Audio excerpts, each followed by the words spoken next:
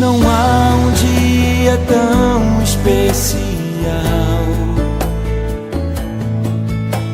o dia da escola dominical. Lembro com saudades dos domingos de manhã, a igreja reunida, a comunhão entre os irmãos, o sorriso do pastor, a união dos corações. Que saudade da pureza, que saudade dos amigos, que saudade dos domingos de manhã. A lição número 2, que tem por título a visão do Cristo glorificado, louvado seja o nome do Senhor. A introdução diz assim: foi o Cristo glorificado que se apresentou a João na ilha de Patmos, aquele que no Calvário humilhara-se até o inferno, no céu é soberanamente exaltado. Com a sua morte, ele trouxe morte à própria morte. Por isso revela-se não apenas em glória, mas como o Senhor de toda a glória. E já entronizado à destra do Pai, apresenta-se Jesus Cristo como Rei dos Reis e Senhor dos Senhores.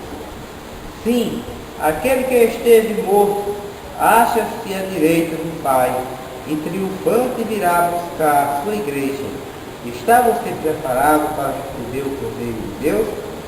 Mas qual o verdadeiro significado da glorificação de Cristo? Só viremos a entendê-la se nos detivermos a compreendê-la a encarnação. Louvado seja o nome. Amém. Santos meus irmãos, sua lição, ela é muito boa, fala sobre a encarnação, sobre a vida de Jesus, o sofrimento que Jesus passou, mas também fala sobre a glorificação dele após ele vencer toda a posteridade, toda a humilhação que ele passou aqui, e após ele regressar ao céu, ele voltou a exercer e a estar ao lado do Pai, desfrutando da sua eternidade e da sua glória, como sempre teve desde o princípio. Aqui então uma pergunta.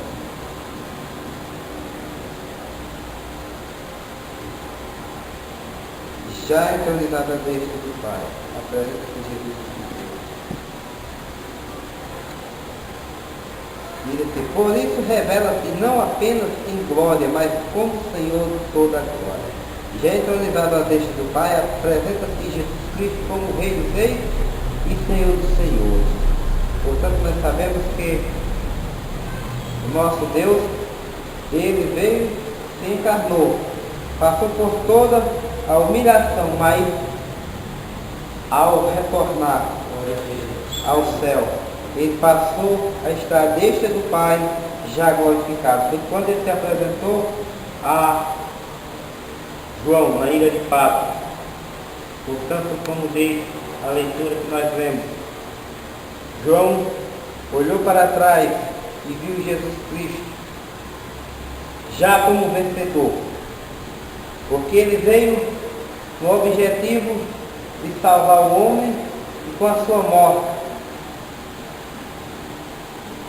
nós fôssemos também glorificados junto com ele, porque ele não apenas morreu, mas nós sabemos que a maior glória foi também a sua ressurreição. Se ele apenas tivesse morrido e não tivesse ressuscitado, seria em vão a nossa fé, porque toda a Escritura, toda a promessa de salvação foi cumprida na ressurreição do nosso Senhor Jesus Cristo. O primeiro tópico diz assim: o Cristo encarnado. Porque a encarnação é o grande mistério da piedade, fazendo-se filho do homem, o Filho de Deus manifestou manifestou plenamente o amor do Pai. Assim Deus revelou-nos a sua graça. Portanto, Jesus, sendo Filho de Deus, ele também cruzou a se tornar filho do homem. Para quê? Para que também nós fôssemos a ser também filhos de Deus. É como se fosse uma troca. Ele resolveu vir à terra, tornar-se filho do homem como nós somos filhos de homem, e padeceu todas as afrontas, padeceu toda a humilhação por se tornar filho do homem. Por isso que nós temos o preço a pagar para também se tornarmos filhos de Deus. Como ele padeceu e sofreu, tendo sido vindo de formar na forma de homem, nós também vamos pagar o nosso preço para que tornamos filhos de Deus. Portanto, o nosso Jesus, ele é muito rico em misericórdia, mas também ele é muito rico em amor para conosco, porque nós sabemos que a sua morte na cruz, ele foi sim os nossos pecados, que não teríamos direito ao perdão, não teríamos direito à salvação, e pelo fato de ele ter vindo e morrido por nós, nos deu o direito de um dia sentar à destra do Pai, a destra de Deus, assim como ele se encontra à destra do seu Pai eterno. O tópico 1 do tópico 1, a encarnação. A encarnação foi o ato pelo qual a segunda pessoa da Santíssima Trindade foi concebida virginalmente no ventre de Maria. Neste ato sobrenatural, levado a efeito por obra e graça do Espírito Santo, o Filho de Deus fez-se Filho do homem, que veio habitar entre nós. Eis porque afirmamos ser Jesus verdadeiro homem e verdadeiro Deus. Portanto, é isso que nós vemos. Nós estamos mostra que ele é verdadeiro homem e verdadeiro Deus. Porque ele veio, habitou no meio de nós como homem, mas também não perdeu, não deixou de ser Deus, como a lição diz. Ele não deixou de ser Deus. Ele apenas se ausentou um pouco da sua glória lá junto ao Pai eterno, lá no céu. Mas que também ele estava aqui, junto com os homens, junto com nós. E o Senhor estava com ele, estava vendo todos os seus passos, porque ele veio a mandado do seu Pai. Para quê? Para que a Escritura fosse cumprida, e para que ele, tornando-se em forma de homem, nos desse o direito também de sermos tornados, de nos tornarmos filhos de Deus, para um dia morar no céu. Na encarnação, o Senhor Jesus Cristo esvaziou-se, não de sua divindade, mas da glória que o usufruía ao lado do Pai, desde a eternidade mais remota. Jesus homem não deixou de ser Deus. Jesus Deus não deixou de ser homem. Nele a natureza divina e humana são plenas e harmônicas. Era Jesus então um homem igual a nós? Ele era melhor do que nós, pois foi achado sumamente perfeito. Portanto, como diz aqui, Jesus, ele não deixou de ser Deus, sendo homem ele não deixou de ser Deus, e sendo Deus ele também não deixou de ser homem. Portanto, ele teve essas duas naturezas, porque ele é Deus, e ao mesmo tempo tornou homem como nós. Para quê? Para que ele sentisse as mesmas dores que nós sentimos, para que ele passasse por todo o sofrimento que o servo de Deus passa. E passou até muito mais, porque não há ser humano aqui na terra que passa tanto sofrimento igual que ele passou, que foi uma morte de cruz, uma morte cruel e tamanha humilhação que todos nós conhecemos. Mas ele era, como diz aqui, ele era melhor do que nós, pois foi achado sumamente perfeito. Mesmo ele estando em forma de homem, ele ainda era melhor do que nós. Porque nós sabemos que nós somos falhos, nós sabemos que, por mais que nós buscamos a servir a Deus, há sempre em nós um ponto fraco, há sempre em nós um ponto em que nós sempre desobedecemos um pouco a vontade de Deus. Em nenhum momento ele desobedeceu a vontade do Pai. Em nenhum momento se achou engano do nosso Senhor Jesus Cristo. Ele sempre foi um homem perfeito, mesmo estando como ser humano. Ele sempre procedia da maneira que era agradável aos olhos do Pai Eterno, aos olhos do nosso Deus Todo-Poderoso. Quem não aceita a encarnação de nosso Senhor Jesus Cristo não tem o Espírito de Deus. O objetivo da encarnação. 3 foram os objetivos da encarnação do Filho de Deus. O primeiro, consumar o plano de salvação, que elaborado na eternidade, foi concretizado na plenitude do tempo. O segundo, manifestar o Emanuel, para que, no Novo Testamento, exercesse plenamente os 3 ministérios do Antigo: profeta, sacerdote e rei. Terceiro, revelar no Calvário a expressão maior do amor. Revelar no Calvário a expressão maior do amor de Deus. Portanto, eis esses 3 objetivos, na qual Jesus veio se encarnar. Primeiro, para que se cumprisse a promessa de salvação. Porque só ele se encarnando, ele poderia morrer e ressuscitar e nos dar o direito à salvação. Como a segunda também manifestar o Emanuel, e a terceira, revelar no Calvário a expressão maior do amor de Deus. Então foi no Calvário, foi naquela morte cruel que ele sofreu tanta humilhação, que ele mostrou tamanha humildade, mesmo sendo Deus, mesmo tendo todo o poder e toda a glória. Ele decidiu passar por tudo isso para quê? Para que fosse o nosso exemplo, para nos dar a salvação e também para dar o exemplo que todo homem precisa ser humilde e precisa sofrer por amor de nosso Senhor Jesus Cristo.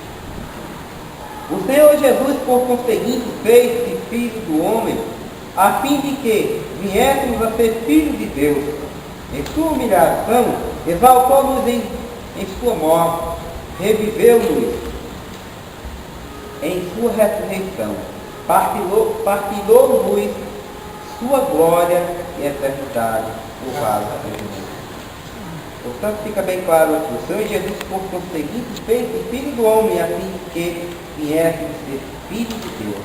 Portanto, através da sua humilhação, da sua forma de vir se encarnar, habitar como homem e sofrer como homem, para também nos dar o direito e também um dia ser como filho de Deus e também desfrutar como um filho de Deus em toda a sua vida.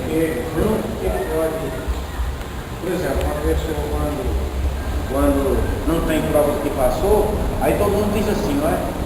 Você não pode dizer isso, você não sofreu, o cara fica calado. Mas Jesus, ele além de sofrer, se alguém chegasse a dizer a ele, não, você não sabe, não tinha como não dizer isso, mesmo que dissesse, era refutado, porque o próprio Jesus teria na frente dele. Você não acredita, mas eu sofri. Foi quem mais sofreu. Eu tenho prova disso, eu sei o que é o sofrer no ser humano. Que ele passa as tentações, porque eu fui tentado, em tudo. A Bíblia diz que Jesus foi tentado em tudo. Foi na área sobre mulheres, sobre tudo no mundo, porque apareceu mulheres e não mulheres. Mas a castidade dele era para um Cristo que não podia pecar nesse ato, porque ele tinha que morrer na virgindade espiritual dele, na vida dele também. Em tudo. Ele não podia participar dessas coisas. Então ele foi tentado nessa coisa também, mas não cedeu. Por quê? Se ele cedesse, não seria o Cristo que salvasse os homens que são tentados nessas áreas que muitas vezes pegam, né? Ele tinha que ceder. Então, em tudo ele foi tentado, mas em nada cedeu. Então nós sabemos que muitas vezes é bem mais fácil a pessoa apenas dizer, faça isso, prossiga dessa maneira, Exato. somente para os outros fazer bem mais fácil. Mas você sabe como Jesus sempre, ele, quando queria que alguém fizesse uma coisa, ele primeiro dava o exemplo. Exatamente. Como por exemplo, quando ele foi para quem João Batista os batizar, ele foi mostrar um ato de humildade, que ele também, por ser superior a João Batista, que ele era Deus, E João mesmo disse, não pode, exatamente, mas ele mostrou a sua humildade primeiro sendo batizado por João Batista, para que ninguém viesse reclamar, vou ser batizado por esse homem. Mas Jesus não Por isso, tudo Jesus não foi. Esse homem é comedor de feijão e rapadura, não sei o quê. Eu vou lá empurrar ele. Jesus mostrou primeiro o seu ato. não queria, mas ele disse, deixa eu cumprir a justiça de Deus, né? Exatamente. E João, nessa hora, obedeceu a ele, ao Senhor que estava lá. Como ele também sempre mostrou em outras passagens bíblicas o seu ato de humildade também, quando ele lavou os pés dos seus discípulos. Ele mostrou que, para mostrar aos seus discípulos que fossem sempre humildes uns com os outros, ele primeiro mostrou o seu ato, mostrou a sua parte, a sua humildade, para que ninguém viesse reclamar. Não, ele apenas manda que a gente seja humilde, mas ele nunca mostrou humildade nenhuma. Portanto, ele sempre teve esse cuidado. Até porque ele sempre foi, sempre é soberano e sabe de todas as coisas. Portanto, ele serve aqui. Irmão, agora eu falo, veio primeiro com o segundo toque, ao Cristo humilhar, ficar à vontade, esperar se depois do termino do conversa. Salve, irmão, com a paz do Senhor. O segundo toque, né? Cristo humilhado e ferido por Deus. A morte de Cristo não foi entendida nem pelos judeus, nem pelos gregos. Aqueles que consideravam escândalo, loucura. 1 Coríntios 23. Os primeiros buscavam compreender através de uma interpretação equivocada da lei dos profetas. Os segundos esforçavam-se por todos decidir a lei natural da razão, em sua incredulidade. Ambos os povos jamais vieram aceitar as proposituras do plano da salvação. O que se vê realmente em toda essa situação é que os judeus e os gregos, eles não esperavam que Jesus viesse se humilhar. Eles achavam que Jesus vinha se exaltar. Né? Jesus vinha matar todo mundo, ser um rei de grande poder. Né? Como realmente era anunciado que Deus tinha poder, realmente que ele não buscou, mas também podia ver. E caçava dessa forma. Aí Jesus mudou toda a história, Ora, os homens com corações duros, cheios de incredulidade, cheios de razões, Jesus disse, agora tem que descer para poder subir. Tem que se humilhar. É o que aconteceu, eles não quiseram se humilhar. Que é o que acontece muitas vezes em nós, né? Não querer se humilhar diante das coisas de Deus. E quem não se humilha diante das coisas de Deus, ele não recebe as virtudes do Espírito de Deus. Jamais ele receberá. Por quê? Porque realmente Jesus Cristo, ele foi o quê? Ele foi humilhado e ferido de Deus. O Pai dele, o próprio Pai. E por que a gente não quer, né? Porque isso não é nada, não pode ser de Jesus. Não é?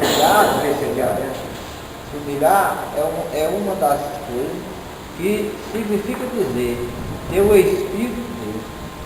Porque quem não se humilha não tem o Espírito de Deus. Porque nele permanece o quê? O ódio, a raiva, aquela postura, não é?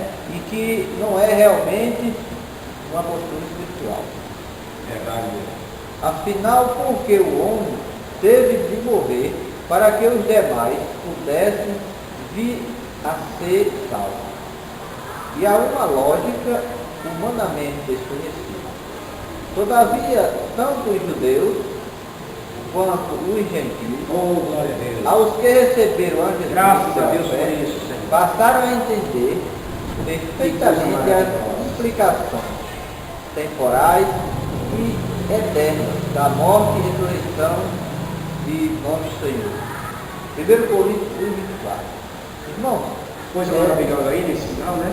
que coisa boa, e para isso, e tem uma lógica muito perfeita nessa história toda. Você presta atenção que tem pessoas que não aceitam a doutrina. Você sabe por quê, irmão? Porque não aceitam, essas pessoas não aceitaram a lógica de Deus. Eles não aceitaram realmente que Jesus veio para salvar o homem daquela forma. Ainda hoje, os judeus não aceitam. Então, realmente, quando Deus fala na igreja, muitas vezes, tem muitos que não aceitam.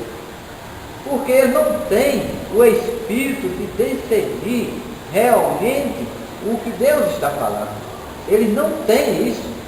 Aí se nós podemos dizer, bem-aventurado aquele que tem esse espírito, de saber que a palavra de Deus para nós, ela serve para transformar, ela serve para fazer as coisas boas, realmente. Eu tenho muito conversado muitas vezes com as pessoas, aí já cristão, né? E dito, olha, a palavra de Deus, ela não traz de forma nenhuma algo que possa trazer mal para nós. De forma nenhuma. Se o pastor pregar uma coisa, se é da palavra, nós temos que mais é que aceitar, meu irmão. Temos que mais que aceitar. E se bater em nós, é porque nós estamos errados. Não é achar que o cara está dizendo que está tratando a pessoa. É a previsão. Aí quem está errado? É a palavra ou o ser humano? Que a palavra veio para nos corrigir. Exatamente. Então, se a palavra de Deus não viesse para nos corrigir, o que você estava fazendo aqui? Estava em casa. Por quê, irmão? Porque Deus, como já foi anunciado, Jesus Cristo, ele foi o único que não falhou. Mas como ele não falhou, porque ele deu exemplo, é isso, do amor, é isso, mesmo ele vendo as nossas falhas, mas ele não nos condenou. Exatamente. Ele disse, olha, você errei. Quantas vezes perdoou seu irmão? 70 vezes 7, né? Ele disse, quantas vezes eu posso? Aí Jesus disse, não só 7 vezes. Pedro perguntou, só até 7 vezes ao dia? Ele disse, não só 7 vezes, Pedro, mas 70 vezes 7. Queria dizer que não havia limite de perdão. Não era que a pessoa vá para pecar, mas se houver essa necessidade ainda, não deixe de perdoar. Exato. Porque ele é rico em perdão. Eu queria dizer, não tem limite para perdoar. A gente tem que perdoar todo dia, porque a gente vai errar todo dia. E até 2, 3 vezes, 4, 5 vezes no dia, até não. Não por isso a gente vai tatuar errando, só porque tem esse direito, mas pode acontecer. Então pergunta esse homem. Para Pedro saber, e Pedro só não, todos nós, que estamos ouvindo essa palavra hoje, né? E o da época. Então, realmente, todas essas coisas que nós estamos vendo nessa leitura são coisas maravilhosas. Por quê? Porque realmente, qual o objetivo, como o irmão falou, de toda essa situação? O objetivo é uma qualidade que se dá, não sabe, né? O substantivo, é uma coisa que existe, não é isso? Uma coisa que é realmente existente, não é? Então, esse objetivo de Jesus foi mostrar realmente o lado diferente da lei, Para poder escapar. diferente da lei, para que nós pudéssemos escapar, não é isso? De eventuais condenações. Daí ele veio para mostrar Graças a Deus, meu Pai. e nós devemos agradecer a Deus por entender e compreender, porque, irmãos, é muito difícil a pessoa estar na igreja e não entender o que é a igreja, o que é a palavra. Isso não é uma coisa, às vezes, nem que a pessoa não quer, é uma falta de entendimento. Uma falta de entendimento. Dá um raciocinar, né? raciocinar. A pessoa dá um conselho a outra pessoa, aí se ele nunca quer um conselho, nunca quer, é sempre aquele veredado, nunca observa. Paulo diz que é observar de tudo e reter o bem, né? O melhor, o que é melhor para a pessoa, não é verdade? Então nós vejamos que as coisas, elas podem muito bem, às vezes Deus prova as pessoas, né? Em certas situações. Às vezes Deus promete uma coisa a uma pessoa e não dá na hora que acaba quer. Você vai dar depois. Eu quero saber se realmente ele tem paciência de esperar. Quando eu fui ser consagrado diácono, o pastor de Batu, ele chegou e disse, olha, você não vai ser consagrado. Eu também não fui dizer que eu também não disse para ser consagrado. Eu fiquei calado, não disse nada. E ele veio da minha casa mais umas 3 vezes, ele estava observando, né? Eu ia, né? Porque ninguém pede para ser consagrado. Mas aí ele disse que não ia ser consagrado, não foi porque houve uma consagração aqui do lado do lado de açúcar ali, que foi eliminado, eu não sei porquê, que foi um negócio da mesa que hoje. E ele disse que não ia levar muito para consagrar lá, de um jeito a ser eliminado. Foi, aí depois ele levou, consagrou em Alexandria. Então o pastor João Batista ele era muito duro. O pastor João Batista era duro. Então o médico chegou lá em João Batista, depois que ele casou, ele João Batista disse, olha, você está sabendo que você não pode ser nada no ministério? Ele ficou com nada. Mas ele disse, não pode ser nada no ministério brasileiro. Porque ele tinha sido divorciado. Né? Divorciado. E ele falou isso para ele. Não gostou não, mas ele falou. João Batista era, eu não sei se eu conhecia ele no Instituto. Um pastor e eu quero agradecer a Deus por realmente entender a palavra de Deus. Muito obrigado. E realmente é assim mesmo. A gente, para caminhar para Cristo Jesus, tem que aceitar a palavra como ela é. E como Deus nos trouxe realmente, porque muitas vezes a gente precisa de se humilhar dele. E não pega com isso não, só vai ganhar. Só vai ganhar porque os humilhados serão exaltados, os exaltados serão humilhados. Eu já passei tanta humilhação, olha, meu sogro me humilhou tanto, tá aqui, uma pessoa que foi mais eu lá, me criei essa história, meu sogro foi o que mais me humilhou. Você acredita isso? Quando eu chegava na casa dele, ele dizia, olha, quando eu lhe vejo, eu fico vermelho de raiva. E eu nunca disse nada a ele. Fiquei calado. Uma vez me perguntaram por que eu não queria que eu namorasse com a filha dele. Né? Porque chegou no ponto da gente saber. Eu disse que eu não queria mesmo. Queria não ter prazer. Tá certo, porque é razão dele, do pai não querer, né? O pai pode não querer uma coisa, é a razão dele. Também eu não fui, fiquei calado, não dizia nada. Mas eu fui muito humilhado. Até os irmãos de lá fez um culto. Eu encontrei um irmão, você veio como é as coisas, como um inimigo, ele é sagrado. Eu encontrei um irmão da igreja na época, isso eu vou convertido. Passar por uma situação dessa não é fácil não. Eu encontrei um irmão da igreja e ele disse assim para mim, eu vou fazer um culto na minha casa e quero que você vá. Ele fez a mesma coisa de ele, como é que se diz? Me ameaçar, né? Uma ameaça para mim. Mas só que aí foi eu fiquei calado, eu não disse nada, eu não disse que ele não queria, né?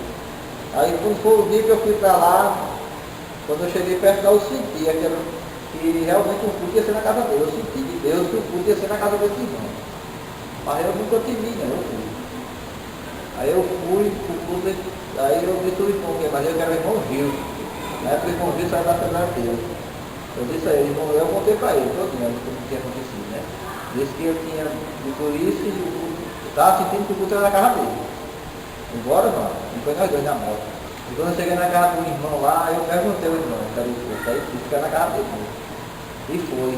Nós passamos o culto, aí ele recebeu a oportunidade. Aí ele disse, sabe o quê, pastor? Ele disse, olha, tem coisa que a gente quer fazer que Deus não deixa. Você já pensou, tá para o negócio dele? E quando terminou o culto, ele não veio onde eu estava? Você veio, não foi? Eu não vi. Aí tinha outro irmão dele que veio, ele estava e disse, ei rapaz, esse besteira com o rapaz, eu peguei a moto e fui embora. Que a gente vai querer tomar na cabeça. Pois é. Depois Deus abençoe, eu abençoe agora o Senhor, né? Tá muito bom.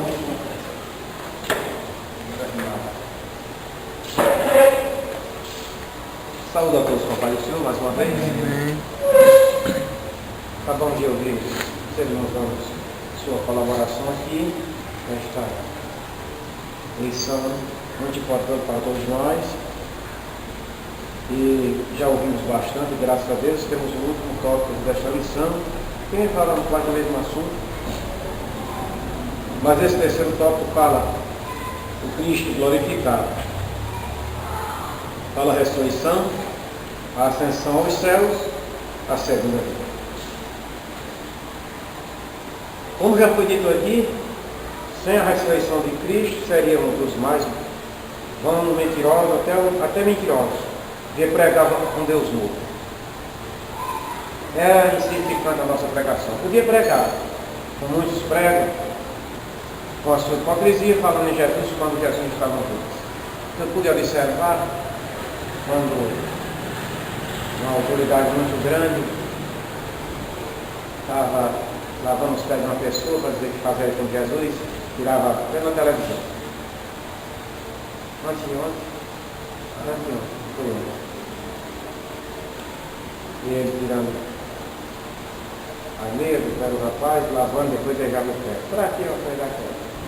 Que às vezes fez, como o João falou, um ato de mostrar o que era, lavar os pés significa humildade uns para com os outros, a gente amar cordial, até mesmo lavar os pés. Quem não tem amor, não lava os pés de ninguém, nem simbolicamente, nem literalmente. Então aí o Papa faz, o padre faz aquilo. No dia só da Semana Santa, só pelo ritual. Deus recebe? Não recebe. Aí ele está fazendo, aquilo ali para Deus é uma hipocrisia, porque eles não amam a ninguém de verdade.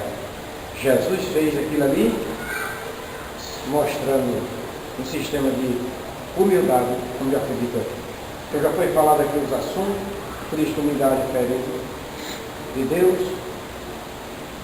Se ele não tivesse aceitado isso, nós também, por isso, que nós, quando sofremos, somos humilhados, o irmão Beto falou, e suporta, a gente só tem a ganhar. A gente sofre. Mas, ao passar por aquele sofrimento, na frente só faz contar de pão.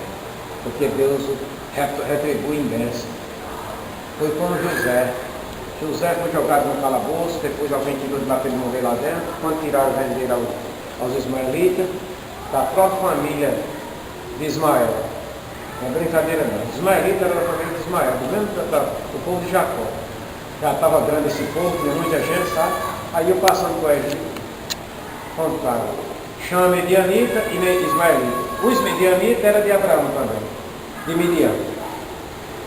E os Ismaelitas de Ismael. Então não eram diferentes, esse povo era da mesma família, só que já eram rivais. E era um grupo ladrões, tipo ladrões. Como viajantes ladrões que compram escravos para vender e fazem aquela coisa. Então José foi humilhado, mas José disse aos seus irmãos, não foi vocês que trouxeram para cá, não foi? Foi Deus. Muitos anos depois, Paulo Santos lá sem me conhecer, e José exaltado com o poder de matar. Eles ficaram loucos. Quando viram José dizer, eu sou vosso irmão, eles disseram, não, como outro. Eles não queriam nem aceitar o perdão. Eles sentiram uma culpa tão grande que disseram, como você pode me perdoar, José? Até no filme, quando passa, realmente a Bíblia não conta, mas eles fazem uma coisa certa. Eles disseram, o que diz? Como posso ser perdoado? O que fizemos? E ele mais com o papel mostrando, vocês venderam, sem dizer que era o irmão ainda. Está aqui eu tenho o documento, vocês venderam para o Egito, esse rapaz. Ele não morreu não. Ele foi vendido e disse que era para cá, vocês não mataram nem ficaram comigo. Aí eles, quando olhou o papel escrito, eles tinham tudo escrito, aquele povo primeiro, para pagar aquele dinheiro, né? Então, ele disse, os vossos irmãos não morreram, eu sou José, o vosso irmão. Os homens ficaram parados, morrendo. Vamos ser degolando agora, porque era só ele dizer a Faraó, Faraó, esses homens é meus irmãos, se fosse um irmão perverso. E eles me venderam, como escravo para cá, me jogaram no calabouço para me matar. E então o Senhor resolveu, sabe o que o Faraó dizia? Ele ministrou todo dia que eu não quero esse povo mal que morre nada. Podia eles ter até ser ruim, mas para ele aquele povo era amaldiçoado. Ia ficar com os criminosos no Egito, eles matavam na hora, e além de ser de outra família, matavam na hora, e ele ficava livre, vou ficar só mais dos egípcios, mas José não queria negócio dos egípcios, ele está ali passando o dia, ele queria com a família dele. E se uniu, é como nós aqui, nós não queremos nada com o mundo, mais que o irmão desse erre, você erre, mas nós estamos aqui se unir aqui, chamar e dizer a eles que se reconciliem com Deus e vamos se juntar, porque nosso povo nós somos o povo que mora no céu, o mundo não, o mundo nós vamos pregar para eles e amar eles, independente das coisas para fazer com eles, amar para pregar a palavra e ter dó deles nas orações até para Jesus salvar, nós não temos negócio com eles, Então vamos ver aqui para nós terminar. O terceiro tópico é assim, o Cristo glorificado. Quando João viu Jesus glorificado, ele viu ele diferente. João teve medo por isso. Até eu também tinha. Vou dizer por quê. Quando Jesus, no monte da transfiguração, ele desapareceu, ele disse que uma nuvem cobriu, ele viu ele, não foi? Uma nuvem cobriu e ele apareceu Moisés e ali eu falava com ele. Quando ele foi assunto ao céu, diz que ele foi se transformando, ficando diferente, e uma nuvem foi cobrindo. Mas aqui João via ele diferente, com olhos de fogo, uns pés como latão reluzente, cabelos brancos, roupa branca, um cinto de ouro, mas os olhos como uma chama de fogo, um homem diferente. Ele não viu Jesus sendo desaparecido assim, ele viu normal.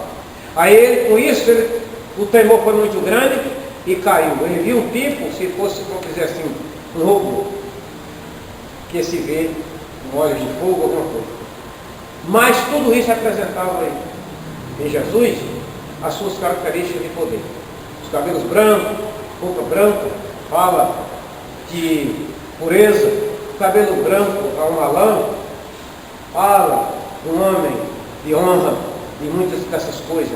Os olhos como chama de fogo, um olho que vê tudo, que dissipa tudo, e os pés como latão reluzente, provando que Deus é capaz de exercer o juízo na terra, em qualquer lugar, porque Ele é capaz de pisar dentro do fogo e entrar onde Ele quiser.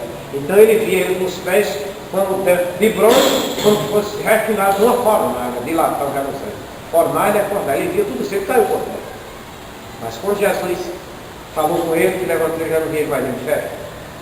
Via ele com a espada na boca, é de assombrar, uma espada saindo da boca, mas era a palavra, a espada era a palavra.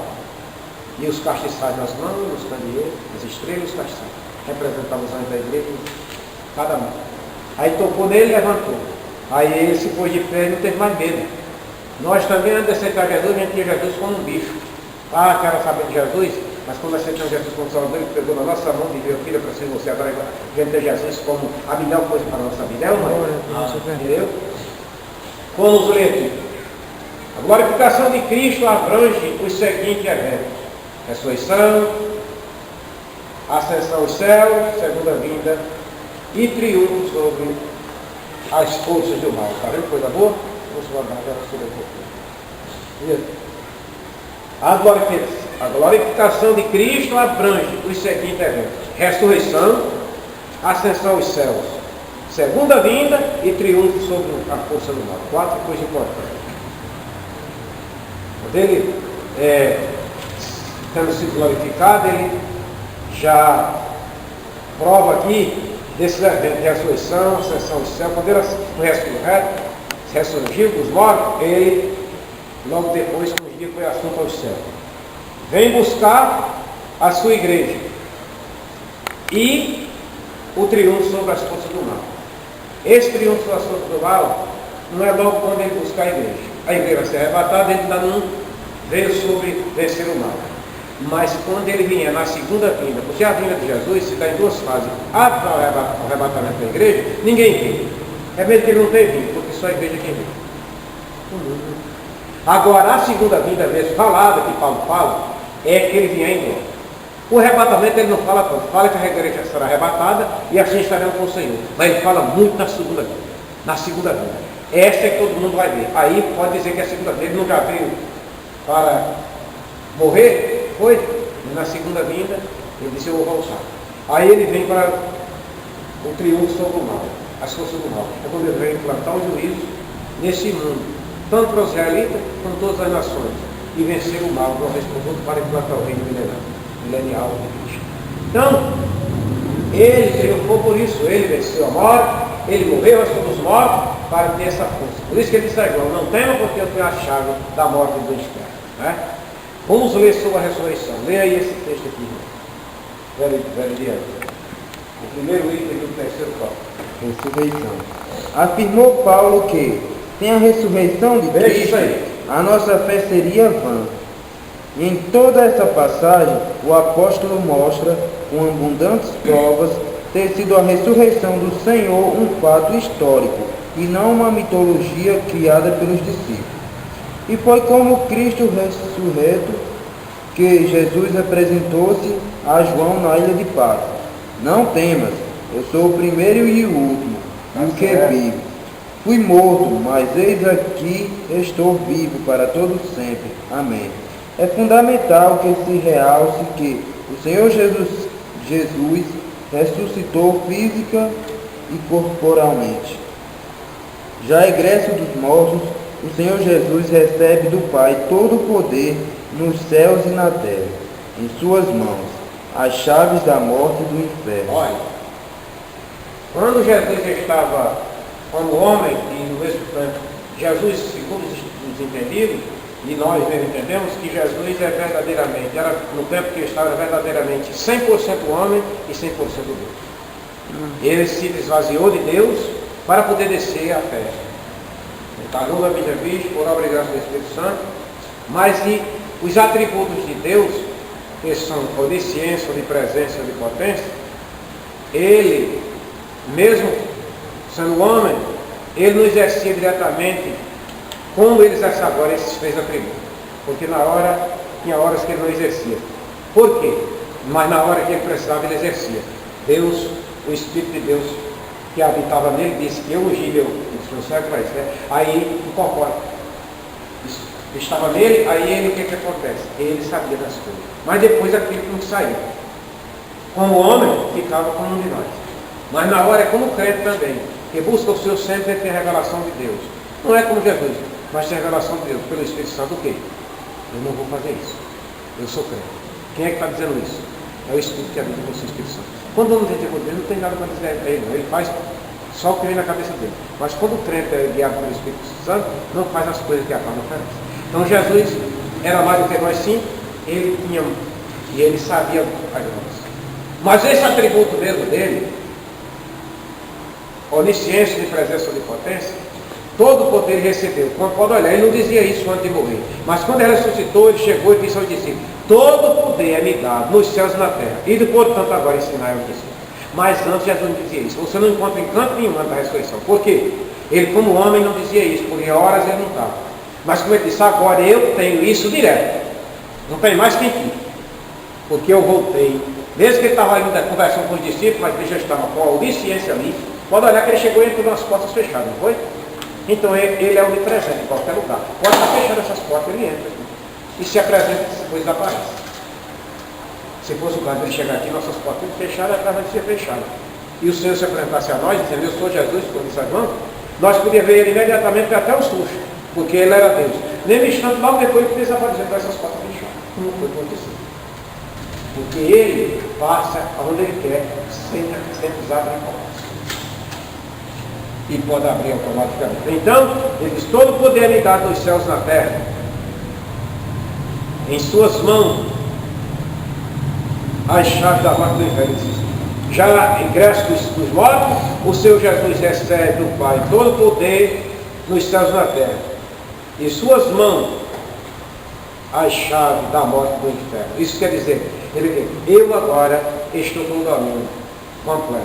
Enquanto ele não tinha morrido, é como se ele tivesse para vencer, né? Para conseguir sair, mesmo sendo Deus. Mas se ele não fosse a cruz, para cumprir a missão que o Pai mandou, e ressurgisse dos mortos, continuaria o diabo com esse poder nas mãos, como querendo dominar a morte e o inferno. Ele é quem tem direito a tudo e ele mandar quem quisesse para lá. Não, agora ele não manda ninguém para lá.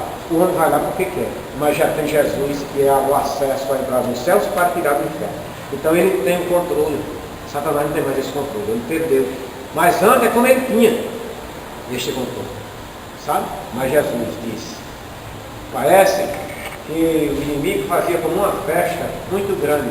Quando Jesus ressuscitou, e chegou e disse para ele, no argumento que a gente fala assim, acabou sua festa, eu ressuscitei. Me dê para cá a chave.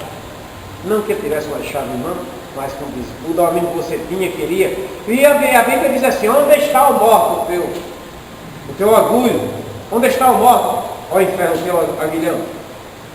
Porque o aguilhão da morte é o pecado, mas hoje o pecado não tem mais força sobre você. Quando você se entrega a Jesus, o pecado não tem mais força. O diabo jogava tudo isso em você todo dia. Você é um pecador.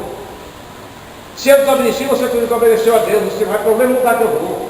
E impõe tudo isso no homem, que o homem não tinha mais como se arrepender. Quantas pessoas estão ainda hoje tendo Jesus para sair do nosso pecado, mas ainda diz assim, o diabo deve para a cabeça dele, você não tem mais jeito não, rapaz.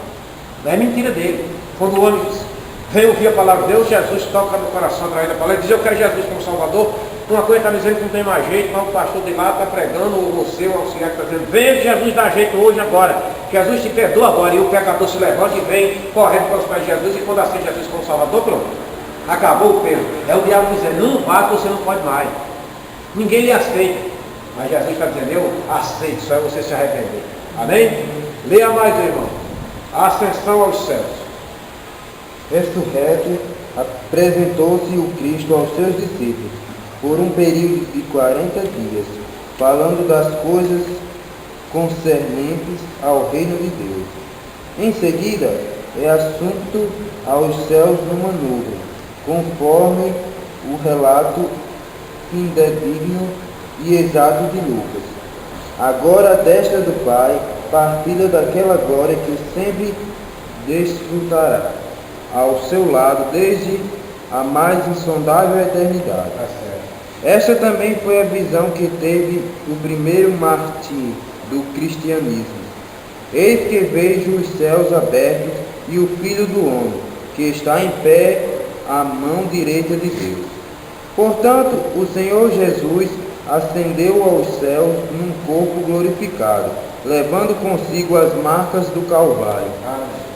Então, primeiro mártir, vocês devem se lembrar, mas se não lembrar, você foi da era cristã depois da morte de Jesus, foi Estevão. Não tinha morrido ninguém depois da morte de Jesus. Foi parado, sabe? A perseguição tinha parado um pouco, e matar Jesus se escalava. E os discípulos dele também estavam calados. Pregavam um pouco aí, até que souberam que Estevão estava pegando no canto, o diabo muito poderoso, foram lá. Ele, um diácono falou, desde Abraão, desde que Deus prometeu que desde Abraão até chegar em Jesus Cristo a ressurreição, num culto só numa hora, antes de morrer pegou a Bíblia toda. Porque falou da história, o maior pregador do mundo que eu já vi. Dentro de um capítulo, mais ou menos no capítulo 4 de Atos, apóstolo, capítulo 7, lá na frente. Capítulo 7. Vai lá. Aí ele vai e pegou a Bíblia toda, desde Abraão, falando tudinho, Abraão que disse, gerou fulano de tal, Moisés, lá vem Moisés, e lá vem, foi no Egito, tirou o povo do Egito, e começou a falar, e chegou ao rei, Davi, passou para Davi para Jesus, e vocês mataram, aí eles disseram, o homem conhece a Bíblia toda, mas nós não aceitamos, vamos apedrejar. Aí esse homem deu o céu aberto e Cristo glorificado, para provar. Ele não era um dos discípulos que estava na hora que Jesus foi. Não sei se ele viu Jesus, diz que foi visto por mais de 500 pessoas durante 40 dias que ele passou aqui na terra. Sabe? Por isso que ele faz aquele negócio da quaresma, sabe? A quaresma. Eles pegam esses 40 dias. Aí depois que aqueles 40 dias, vão fazer aquela besteira lá dele, que vem a história, né? Entendeu? Passa 40 dias, vão ter chegado a Semana Santa. A Semana Santa, que é a morte de Jesus. Só que depois Jesus do carnaval é a quaresma. Depois do carnaval, da festa do inferno, veio do inferno o carnaval. É a festa mais mundana e diabólica que pode existir, é o carnaval. O significado é a festa da carne. Já está dizendo. Aí depois disso eles vêm, começa a tarefa, rezando, não sei, para chegar a Semana Santa. Então, e Estevão foi um dos mártires, primeiro, depois da era cristã, depois de Jesus. Aí daí começaram a matar mais gente. Entendeu? Mas Estevão foi o primeiro. Apedrejado, viu o céu aberto. É como o Senhor dizendo, está vendo como é importante ser crente? Estevão. Você está morrendo, tá? Mas já estou aqui para receber. Deixa ele matar. Mas você tem um lugar melhor, eles vão ficar aí. Paulo estava olhando. Paulo, fariseu. Jogaram as vestes de Estevão, tiraram as vestes e açoitavam quase que espírito. Jogaram nos pés de um homem chamado Saulo, que ainda era Saulo. Jesus que entrou no Paulo. Aí ele ficou. Segundo os historiadores, desde aquele dia Paulo fazia as coisas, mas tinha uma coisa dentro dele. A testemunha, aquelas vestes de alguém morreu, até que no dia não viu a voz do Senhor. E quem és tu, Senhor? Ele disse, eu sou Jesus, a quem tu persegue. Era mesmo que dizer, você pensa que mexendo com o crente, está mexendo com outra pessoa? É comigo, meu irmão. Você está mexendo com os meus olhos. Então vou mostrar a você quanto é duro. Aí diz, duro é para ti recalcitrar contra o aguilhão de Deus. E cego sem ver mais nada. Tinha que agora aceitar os homens levarem ele, pegado pela mão. O homem poderoso, agora cego, com escamas de peixe. Eu acho interessante que Deus num deserto, num mato, lá no solidão, no deserto, criou escamas de peixe para botar no. Aonde Deus criou a escama de peixe? A Bíblia diz que quando Ananias orou, ele viu cair com umas escamas de peixe dos olhos. E estava colada nos olhos do homem. Morcegueira grande, viu? É porque a escama de peixe, Ela tece mesmo, ela fica uma na outra, né? Oi, e eu estou pensando que, já que a escama não é grande, é redonda, ele outra vez colocou na frente da visão dele. Tchau. Aí ele caiu com uma escama de peixe. Exatamente. Tem uns escamas dos peixes grandes, né? No meio grande, ele colocou tampando logo com uma venda. Você não vai ver nada. Talvez seja isso aí, pode ser literal. Exatamente. Aí Paulo, o homem disse, a Bíblia diz que quando ele abriu, que quando orou, Ananias viu cair com umas escamas de peixe, foi escrito. E eu acredito que não é nada simbólico. Caiu mesmo. Se aquilo fosse apenas ser literal ou verdadeiro, tinha desaparecido a cegueira, não caía nada. Mas Deus mostrou que tampou com a tampa mesmo. Porque diz, veja como eu criei isso aqui. Via mesmo. Eu via não. E não tinha que arrancar. Não tinha nem só Deus não está ligado. Então, meu irmão, não adianta lutar contra.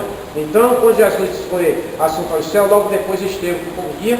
E a Bíblia diz que Jesus foi visto apenas por 500 irmãos. Ninguém mais sem ser crente viu Jesus. Por isso que no arrebatamento da igreja, irmão, só vão os crentes fiéis. Vamos tomar cuidado. O mundo não vai ver Jesus no arrebatamento da igreja, não vai ver na vida de glória para implantar o juízo. Para as nações vivas. No milênio vai ter o julgamento das nações vivas e todas as nações do mundo. Para se render os pés do Senhor. Os ímpios, todos que se levantaram contra Israel, que brigaram contra Israel, todos os países que se levantaram contra Israel, está entendendo? Para brigar, para destruir Israel a favor do anticristo, esses homens todos vão ser eliminados com o sopro da boca de Deus, em todo lugar que tiver. A morte, o número de mortes é tão grande no mundo, que eles sepultarão pessoas por muitos meses, os cadáveres perdidos no meio. E Deus vai com, a Bíblia fala em Apocalipse, não é uma coisa simbólica não. Deus, João via ele chamando, convidando uns anjos, proclamando nos céus, chamando todas as aves do mundo para um banquete, para comer carnes de poderosos, de tribunos, de reis, de governadores, de militares, de todo tipo. E diz um pastor conhecido meu, ele pregando, ele disse, eu parece que já estou pensando assim, é como que Deus transporta água de todo canto, de outros cantos, de outros cantos ele atravessa o oceano, tudo e venha voando, tá bom. E animais, e Deus faz qualquer transportar de qualquer jeito, assim como mandou para a água. Isso deve ser o canto que vai acontecer aí. E principalmente vai ser malhado. A carnificina é maior para lá, no Oriente Médio. Mas em todo, porque as guerras estão para lá, então o povo daqui no Brasil, se for matar, brigar em Israel, para lá também, o Brasil também entrar, estão lá. Então vão morrer também. Quem foi para lá para brigar contra o povo de Deus, vai morrer também. Contra Israel. Contra. Toda a nação que lutou contra aquele versículo, que você vê e pensa que é outra coisa. Ali o julgamento das nações vive, que ele diz assim, quando foi que te vim, que vivi com fome, sede, também começa a dizer. Aí você me der por eles, dirão, Senhor, depois que ele estiver fazendo o julgamento, lá no monte, no vale de Josafá, aonde vai ser o vale da decisão, o Senhor está fazendo esse julgamento. É numa planície. Ele vai pisar no monte e vai abrir de um lado a outro, fazendo um tipo uma planície, para dar lugar para todo mundo ver a presença de Deus. Não é na cidade, é perto de Jerusalém. Uma certa, estava lendo essa história a quantos quilômetros de distância de Jerusalém. Não é dentro da cidade, porque não cabe. A multidão correrá para lá. E ele colocará uma planície, o Senhor falará. Uma voz potente dele. A voz dele, ele fala e escuta com gente que até 1 quilômetro de distância ou mais. Porque ele tem poder para falar. A voz dele não é, João não tinha uma voz de trovão, como no desaba. Não precisa de microfone. Porque a voz dele, aonde ele falar, ele se escuta. É bastante um trovão aí no céu, nos confins, longe, para a gente escutar longe. Bem, então é quando eles vão também dizer, quando foi, papai em mim, malditos para o fogo eterno, preparado para o diabo dos anjos. Porque tive fome e não deste de comer, tive sede de comer. Quando foi que vimos assim, Senhor? O resto do povo estou quietinho já. Ele diz, quando vocês deixarem de fazer um desses e apontando para os irmãos judeus, a igreja está com ele. Não tem nada a ver, a igreja está salva. Não tem nada a ver. Nós estamos lá com o Senhor já. Só para ouvir, como o veredito. Com ele. Nada sofrer mais, nem isso é trabalho. Você deixar de fazer um desses meus pequenos irmãos, a mim você deixar de fazer. Isso quer dizer, vocês não aceitaram a minha palavra quando eles pregaram o remanescente de Israel. Quem estava passando no sofrimento, vocês também não socorreram. Quem estava para morrer na guerra, vocês ajudaram mais matar. Então vocês não têm direito ao reino, ao meu reino celestial, o reino aqui na terra, o reinado do milênio. Vocês irão para o fogo eterno naquela mesma hora, serão eliminados e jogados no sofrimento. Aí vem o dia do juízo para ser jogado lá no fogo eternamente. Mas ele disse, mas vocês têm direito ao meu reino. Isso com o povo vivo mesmo. Isso com os vivos. Que a igreja está com o Senhor. Aí até que passa o milênio para o Senhor resolver toda a causa geral do juízo final e ter a nova céu e a nova terra, onde aqui só justiça e não haverá mais. O Senhor vai fazer o derradeiro teste com a humanidade, o milênio. Deus sabe que eles vão falhar, mas Deus vai fazer. Veja como Deus é bom, ele vai fazer mais 1000 anos. Enquanto isso, a igreja do Senhor está na glória, sem ser mais carne, transformado num corpo glorioso e esperando. Passam 1000 anos. E os que morreram durante a grande tribulação, eles também ressuscitarão na descida do Senhor para implantar o milênio, já vem com o Senhor também. Eles ressuscitarão. Por isso, se viu uma grande multidão dizendo, Senhor, até quando não vai vingar? Ele disse, decide completar o número. Quando completar o número que eu quero, aí eu vou. Aí ele já vem. Também vou reinar. Ele diz, reinaram com Cristo 1000 anos. Quantos outros não reinaram? Olha, mas os outros não reinaram com Cristo os 1000 anos. Quem são os outros? Todos os vivos que negaram o nome do Senhor, que aceitaram o ferro da besta, diz que aqueles que aceitaram o ferro da besta, certamente foram lançados no lago de fogo, onde arde com fogo e enxofre, e isto é a segunda morte. Então, depois dos 1000 anos, o Senhor faz o derradeiro teste, soltando Satanás novamente para ver. O povo se revolta do contra Deus, aí ele não aguenta mais, é pouquinho tempo, talvez menos de 1 ano. O Senhor elimina tudo, aí é o juízo final. Segundo o que entendemos, o juízo final nem é na terra nem no céu. O Senhor terá no espaço entre a terra e o céu o juízo para ninguém. Por isso que João via, e eis que vi, desapareceu o céu e a terra, nessa hora, que ia fazer o juízo final. Aí é quando você vai tirar todos os homens do mal, todos no lago de fogo, eternamente, sem mais recurso para nada, porque não tem mais nada. E a igreja do Senhor gozará eternamente, sem mais nenhum ser humano com carne na terra, só espiritual, porque Deus não aguenta mais. Ele fez todo o tipo, estava lendo a história dia desse atrás, sobre os estudos escatológicos, sobre o assunto do fim, que Deus já fez diversos testes, desde o começo do primeiro ano, e vem, e lá vem, feito com Moisés, aí o povo não quiser Moisés, queria ver os reis, também não quiseram, e Jesus eles não aceitaram, aí Jesus não aguenta, vai chegar o dia de não ter mais. Então, terminando aqui, a segunda vinda eu vou ler.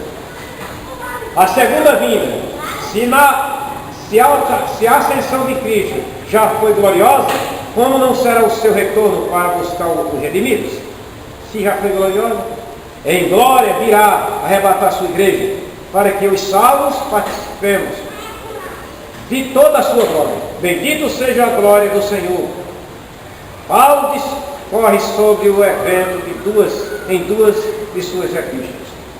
João, exilado em Patmos, teve o privilégio de contemplar o Senhor da glória. Em breve, muito em breve, também o veremos face a face. Aleluia. Então, João viu o Senhor glorificado. João podia dizer, ele não viu só essa. Ele estava também lá no deserto quando viu, na transfiguração que ele foi transfigurado. Viu?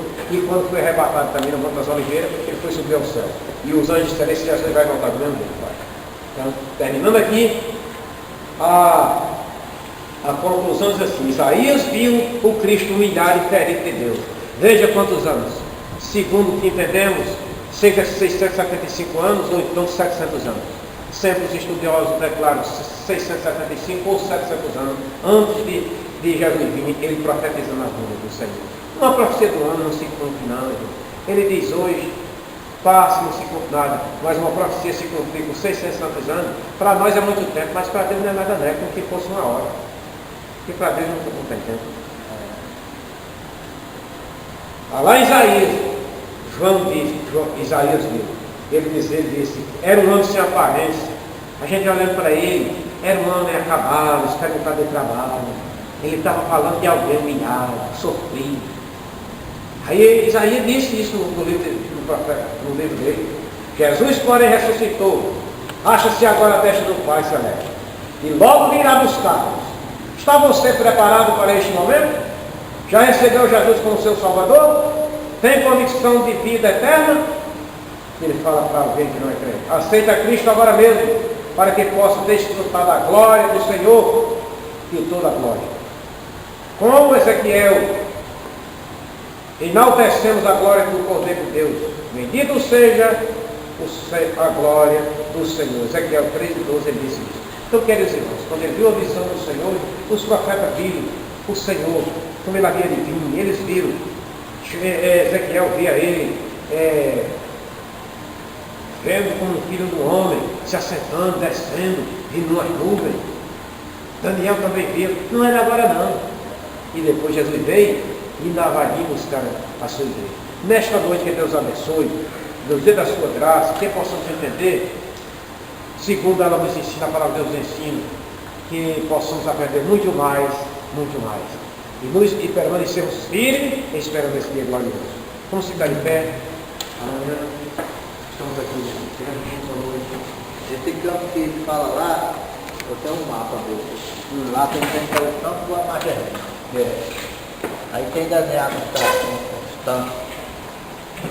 Eu não sei, é tipo Israel, lá está perto de Jerusalém.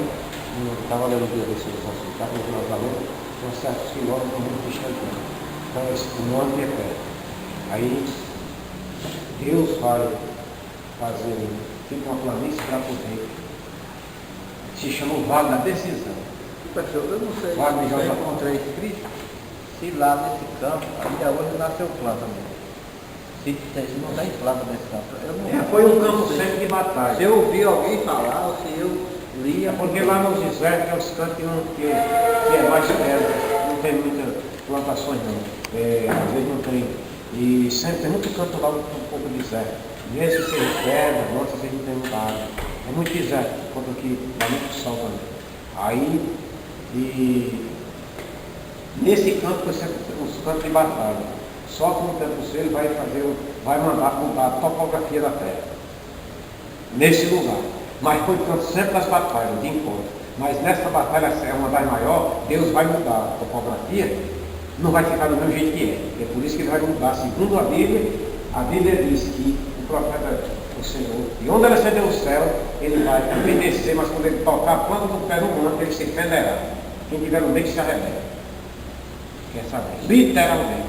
Não é figurado não. É literalmente, dentro do estudo teológico, de conhecimento, tudo. Todos os estudiosos sabem disso. Não adianta alguém dizer que é literalmente, como é que é apenas figurado, como os alegoristas. O alegorismo é muito perigoso. A alegoria é uma comparação de uma coisa, mas não é uma verdade. Apenas ele fez uma comparação. Se chama o sistema alegórico. Mas, quando se fala literalmente, acontece direto. Vamos orar para o Senhor. Maravilhoso e eterno Deus, querido Pai, te agradecemos neste momento, por este trabalho tão maravilhoso que foi realizado agora. Senhor, agora nos leva em paz para os nossos lares, nos dá uma noite de paz, de tranquilidade, de felicidade, para mim, para todos os meus companheiros que estão aqui, os auxiliares, os meninos que estão aqui. Que o Espírito do Senhor nos ilumine com a tua graça, Senhor, e nos dê uma noite tranquila, nos traga amanhã para o grande culto ali para a escola dominical das crianças. E amanhã, à noite, para o grande culto, também o programa de rádio ali, Senhor, que possamos estar ali para fazer o teu trabalho. Deus é eterno e justo, Deus santo e maravilhoso. É no teu nome maravilhoso e santo que nós te pedimos e já te agradecemos. Amém, Senhor. Que Deus abençoe. Não há um dia tão especial, o dia da escola.